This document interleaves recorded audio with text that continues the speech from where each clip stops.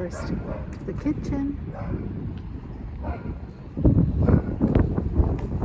to the units up above. The owner's quarters. The deck wraps right around. There's a rental unit there, the Puffin. And there's the main doors going out to the dining room.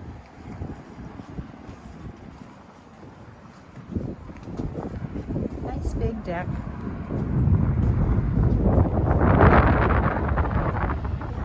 Gardens.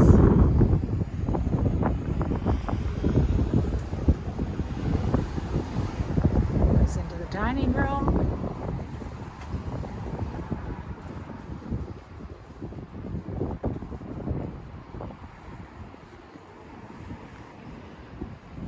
Propane tanks are around the back, along with the fenced-in area.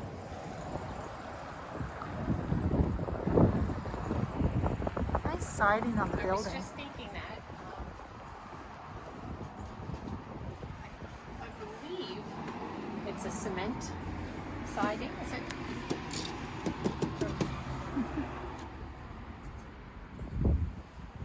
With some wood and maybe vinyl trim.